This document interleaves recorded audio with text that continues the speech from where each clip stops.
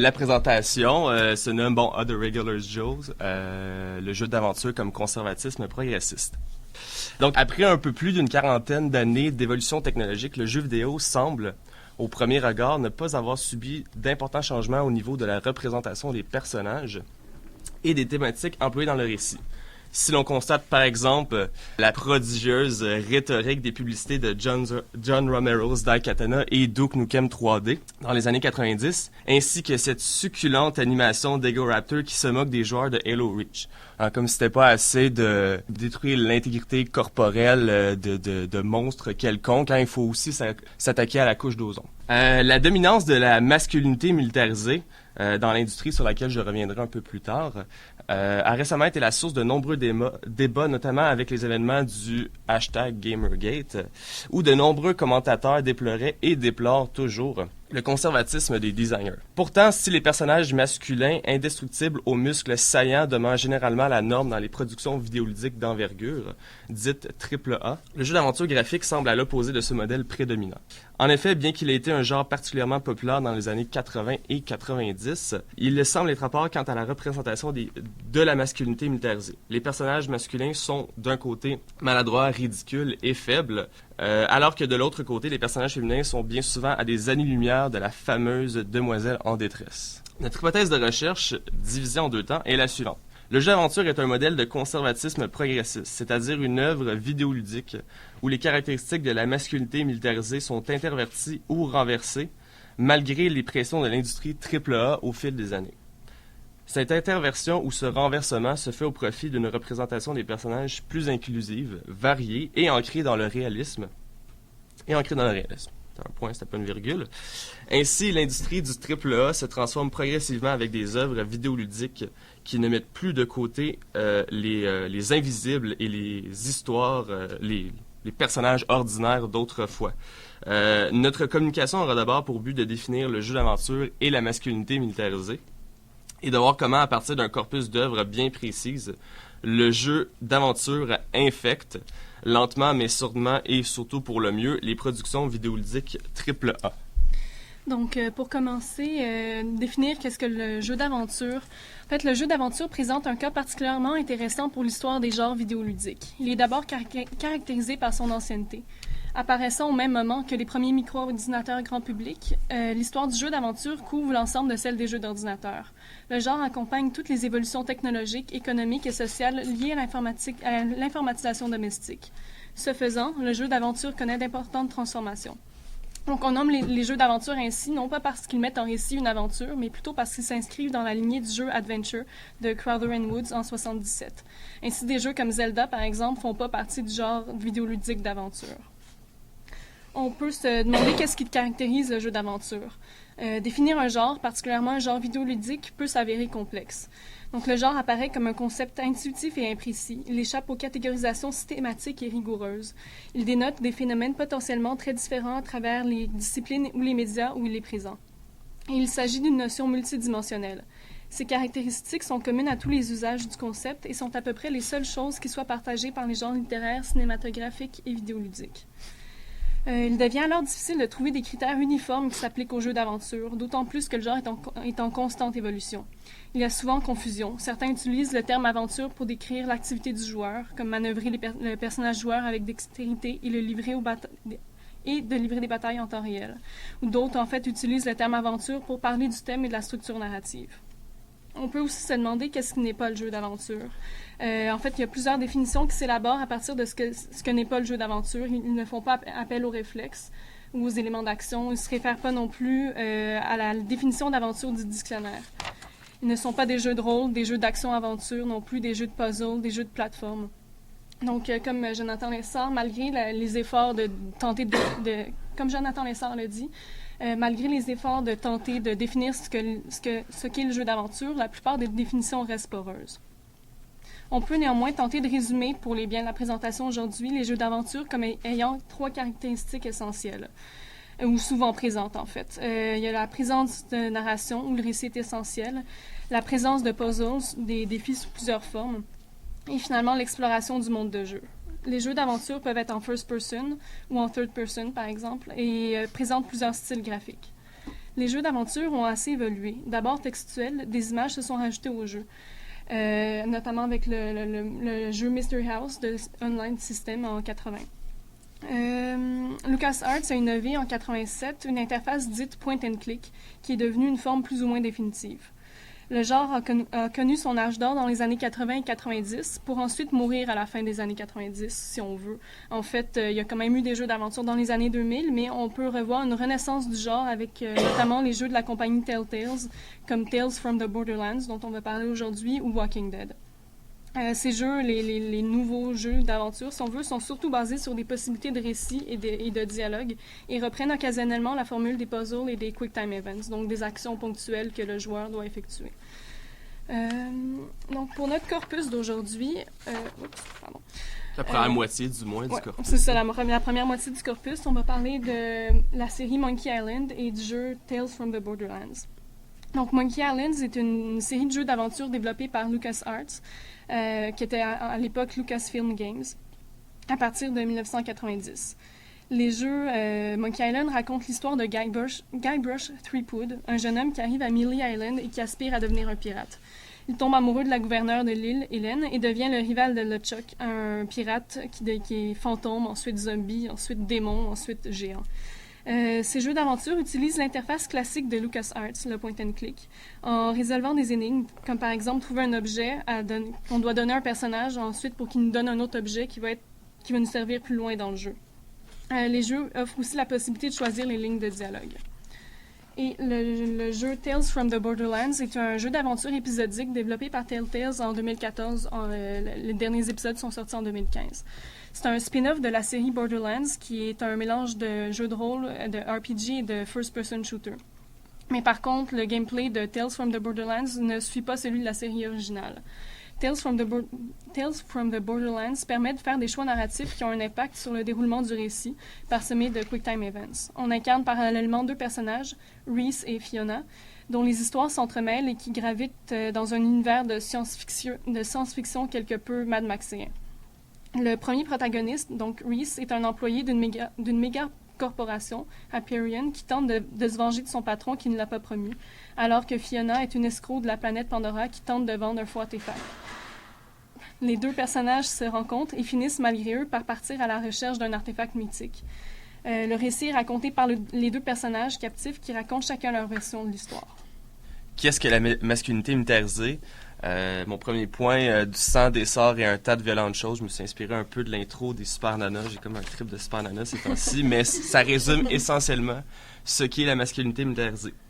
Donc, dans Digital Play, c'est la couverture pixelisée qu'on voit à l'écran, les auteurs Stephen Klein, Nick Dyer-Whitford et Greg DePuter définissent la masculinité militarisée comme un complexe qui entremêle des ingrédients qui vont des fusillades et des combats aux sorts magiques de destruction, aux jeux de guerre stratégiques et tactiques, à l'espionnage, au scénario d'exploration, et bon, j'en passe.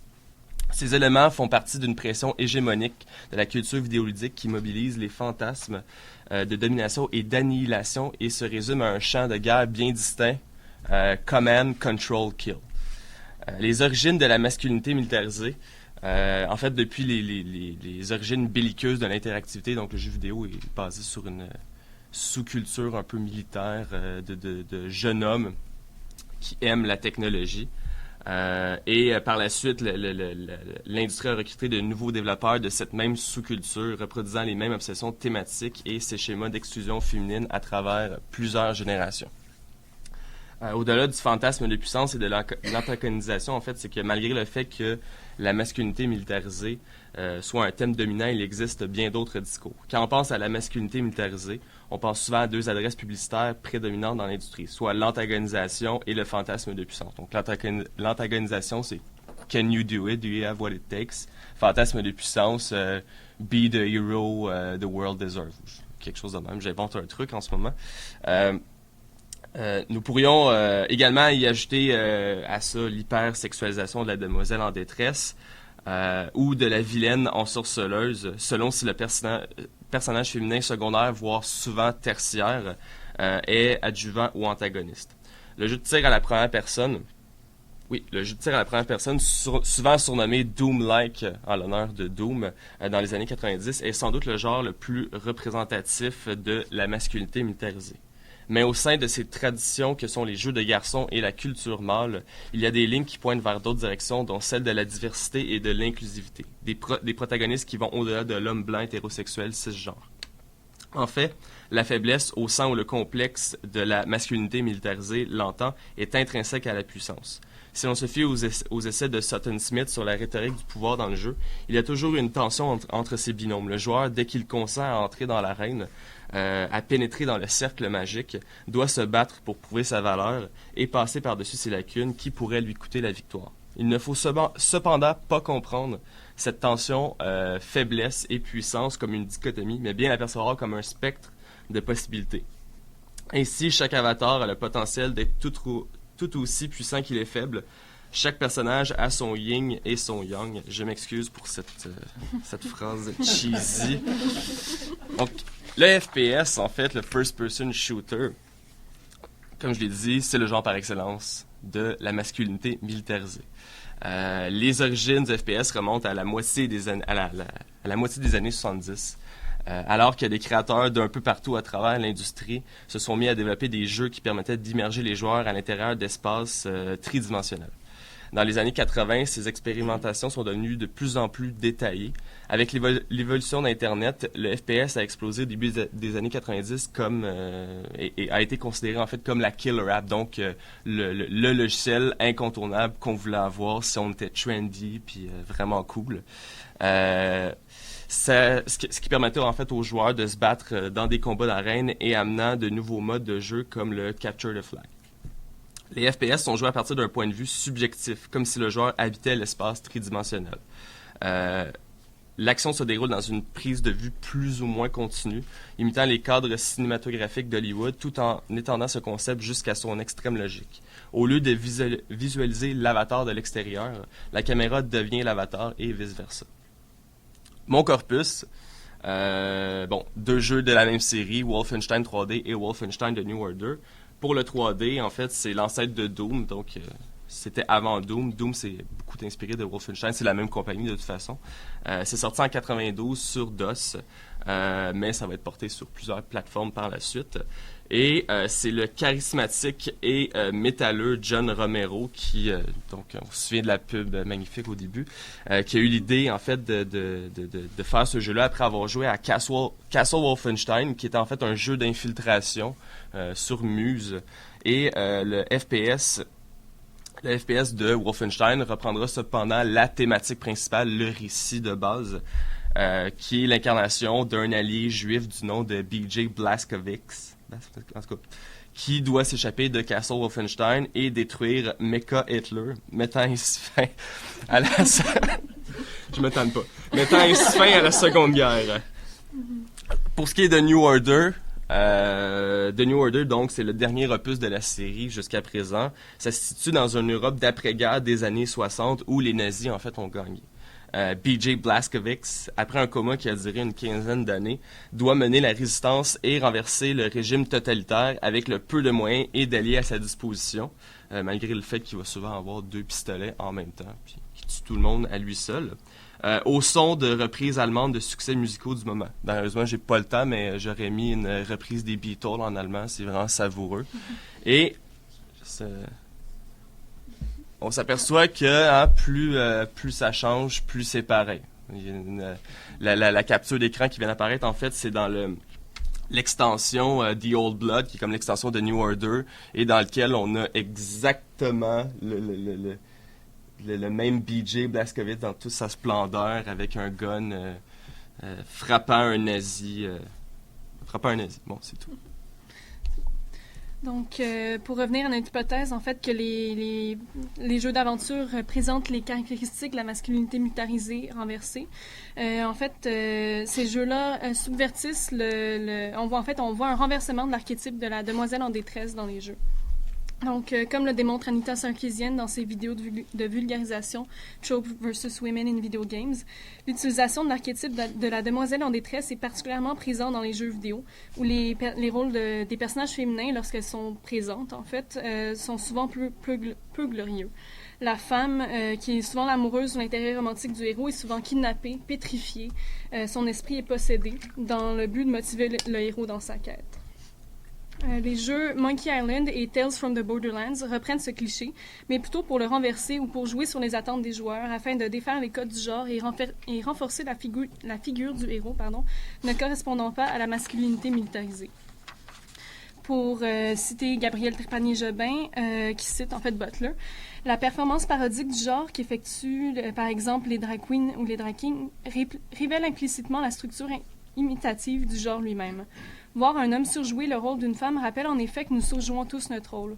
Cette performance détient un potentiel subversif, non seulement parce que l'imitation exagérée de la féminité et de la masculinité met en évidence leur artificialité, mais aussi parce que le mélange des attributs féminins et masculins sur un même corps démontre que ceux-ci ne relèvent pas d'un destin biologique.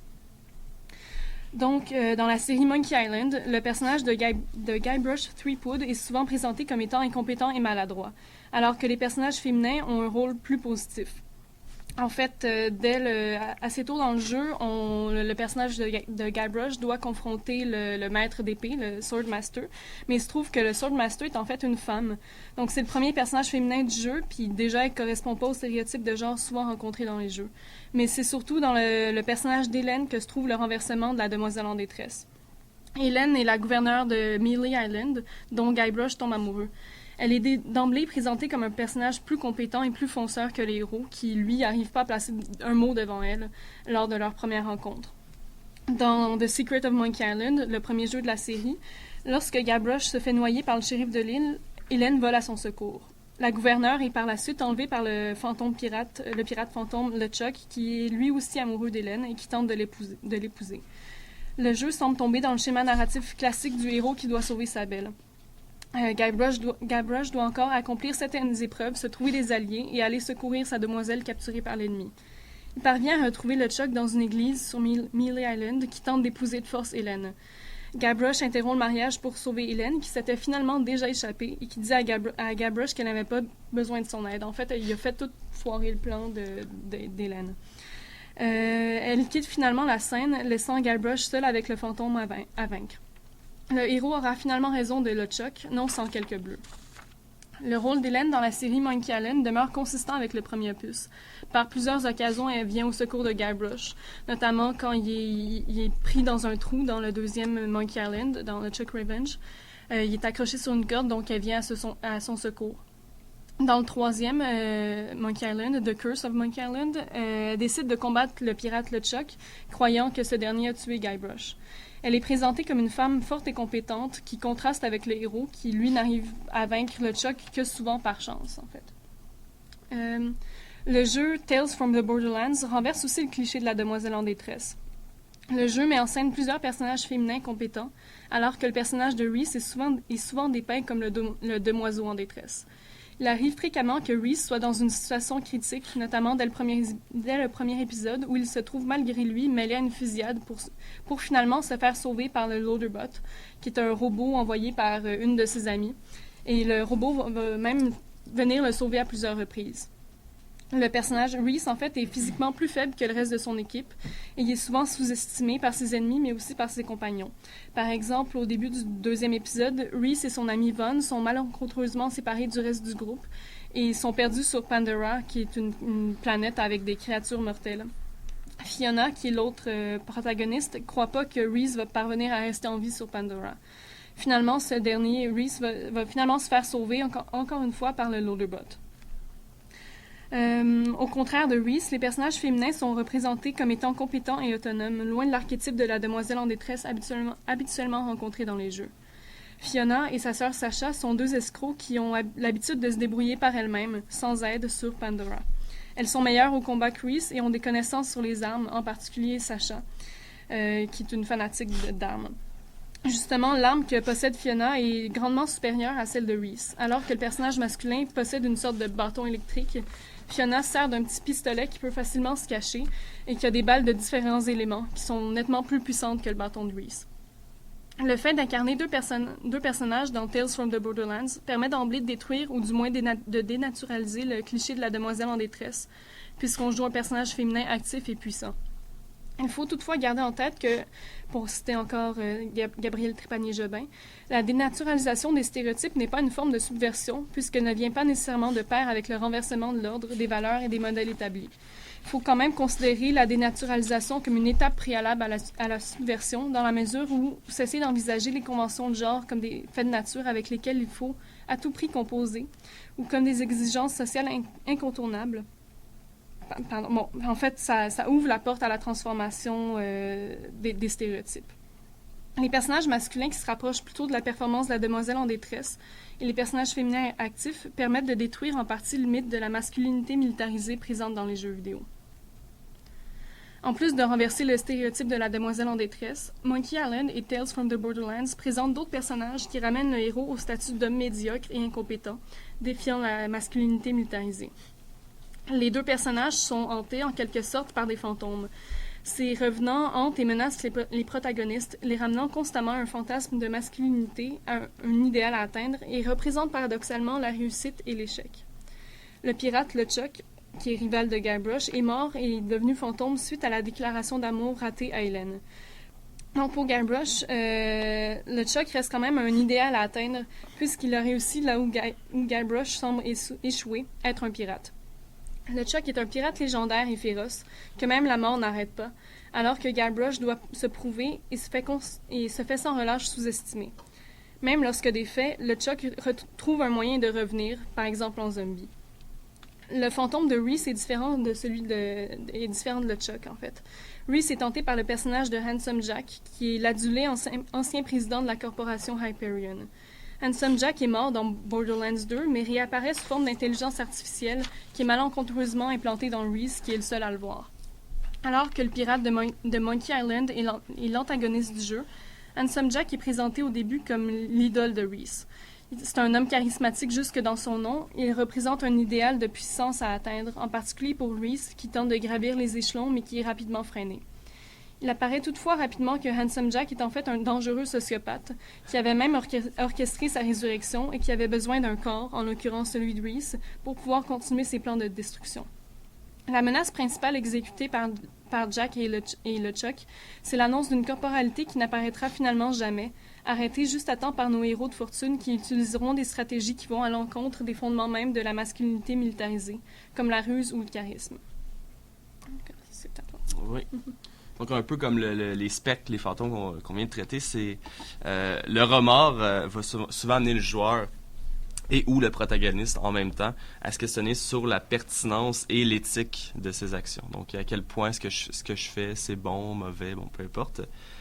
Comme le souligne Miguel Sicard dans The Ethics of Video Games, la progression est intrinsèque à l'expérience vidéoludique. Mais pour se rendre du point A au point B, souvent, il y a beaucoup d'embûches. Et souvent, le meilleur moyen pour vaincre ces embûches-là, ça va être la stratégie optimale, en fait, c'est la résolution de conflits par la violence la plus brutale qui soit. Sicard mentionne que des jeux tels que la série des Grand Theft Auto sont non éthiques parce qu'ils obligent souvent le joueur à commettre des actions non éthiques, alors en désaccord avec l'éthique de la vertu. Selon cette pensée, un individu ne peut développer de bonnes valeurs morales et appliquer son jugement que s'il pratique ceux-ci, ce qui l'aidera à prendre de bonnes décisions face à des dilemmes éthiques. Ceci étant dit, Wolfenstein 3D ne donne aucune occasion au joueur pour que celui-ci devienne vertueux, alors que le FPS pixelisé reprend le modèle classique des aventures de Donjons & Dragons. Donc, Explore, Kill, Loot, sans la présence de dialogues chargés d'émotions ou de choix moraux particulièrement importants. Loin d'être à l'opposé total du premier opus, le New Order est une nette amélioration en ce qui a trait à la pratique de l'éthique de la vertu. Le joueur aura à faire des choix difficiles tout au long du jeu, ce qui aura des répercussions plus ou moins importantes sur la suite du récit, comme c'est le cas avec le dilemme représenté à l'écran. Où on a le choix en fait entre sauver le soldat Wyatt ou le vétéran Fergus, et qui par la suite deviendra un boss. Excusez, spoilers, mais bon, le jeu ça fait 2 ans qu'il est sorti. Cet événement ponctuel, parmi plusieurs autres, qui vient marquer un embrachement dans l'arborescence narrative du jeu vidéo, de même que l'introspection de Blazkowicz, qui se questionne incessamment sur la futilité des horreurs de la guerre, rapproche considérablement Wolfenstein de New Order au jeu d'aventure graphique quant à sa caractéristique primaire, c'est-à-dire raconter une histoire intéressante par le biais de la jouabilité et des cinématiques où les personnages ressemblent plus à des humains qu'à des machines de guerre. Outre cette moralité ambiguë, souvent, on constate que le commando juif tueur de nazis, cette fameuse Death Incarnate qu'on annonce aux joueurs lorsqu'ils choisissent la difficulté avant de débuter la partie, n'est plus le même qu'il a déjà été il y a une vingtaine d'années. En fait, le nouveau Blazkowicz est loin d'être le héros qui accomplit la tâche herculéenne de gagner la Seconde Guerre à lui tout seul. Dans The New Order, le protagoniste échouera plutôt cette même mission au début de la partie, menant à la victoire de l'Axe et passera une quinzaine d'années, comme je l'ai dit, dans le coma. Lorsqu'il finira par se réveiller, il devra reprendre l'Angleterre des mains de l'ennemi, accompagné notamment d'un couple de personnes âgées, d'une jeune infirmière, d'une africaine, d'une femme en chaise roulante et d'un jeune homme lobotomisé, comme on voit à l'écran. Si ces personnages sont pour la plupart au second plan, on remarque tout de même une certaine variété dans la représentation des personnages, comme dans Monkey Island et Tales from the Borderlands, qui fait muter, sans toutefois la transformer totalement, la masculinité militarisée. Comme le notaient les auteurs de Digital Play, cette tension entre violence et variété dans le circuit culturel de l'expérience vidéoludique interactive est ce qui oblige les designers et les joueurs, par extension, à créer un équilibre entre la destruction numérique et l'expérimentation de nouveaux modèles de jeux variés. Puis, comme le soulignait Gonzalo Frasca en 2003, cité par Mark Hayes dans le Routledge Companion of Video Games, les perspectives idéologiques des designers de jeux sont transmises à travers les représentations vidéoludiques. Par exemple, quand un designer exclut ou inclut, comme c'est le cas respectivement dans Wolfenstein 3D et The New Order, des ethnicités, un groupe d'âge ou un genre dans l'action du jeu, le sous-texte de ces choix de design apporte un certain poids idéologique. De plus, Frasca soutient que les règles vidéoludiques fonctionnent comme des simulations ou des modèles idéologiques. Ces règles reflètent les convictions des designers tout en permettant et en restreignant les actions et la réflexion du joueur, mais elles amènent également le joueur à se questionner sur des présupposés idéologiques des jeux vidéo à travers un dialogue critique. Ainsi, les designers de New Order, par la présence d'une révolution inclusive comprenant des personnages variés, amène le joueur à se questionner indirectement sur les tenants et aboutissants de la masculinité militarisée qui semble désormais plus variée qu'auparavant. Une sous-culture vidéoludique qui engendre des générations de jeunes hommes technophiles et machistes tout en demeurant violents. L'homme blanc hétérosexuel cisgenre ne peut tout simplement pas demeurer seul dans notre réalité contemporaine. Avant de conclure, on aimerait vous présenter un article, en fait, pas un article, Est-ce que je laisse ça? Ouais. Est-ce que je pensais faire? On va le montrer avant. Mais c'est une vidéo qui se moque beaucoup des conventions du first-person shooter. Tu peux-tu monter le son? You made me and my accounting boys look like idiots with that 10 million you stole. It's gonna take years to do all the paperwork. Better. Up to it.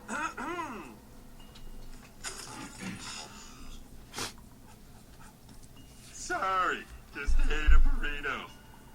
Never mess with accountants, Vasquez. Donc, You can always count on us. déjà là, une voix qui est en train de muer, donc pas encore un homme, on peut dire ça comme ça.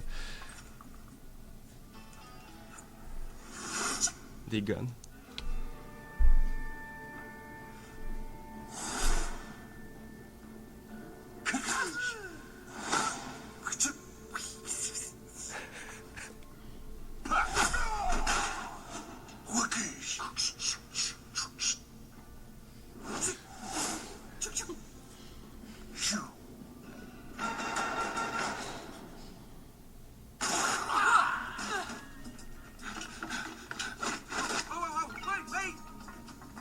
On se moque aussi un peu des joueurs qui sont comme des nerds qui s'amusent comme ils peuvent. Parce que c'est des comptables. Parenthèse, c'est des comptables.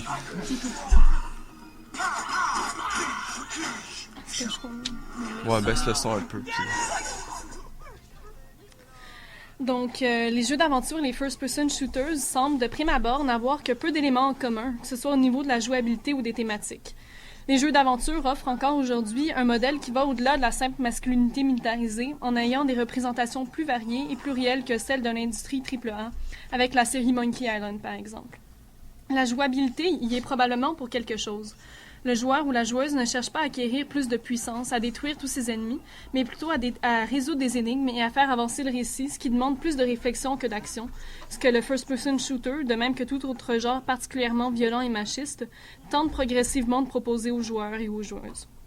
Les auteurs de Digital Play notent que l'industrie vidéoludique cherche à conserver la masculinité militarisée parce qu'elle est une valeur sûre, recherchée par une pléthore de joueurs.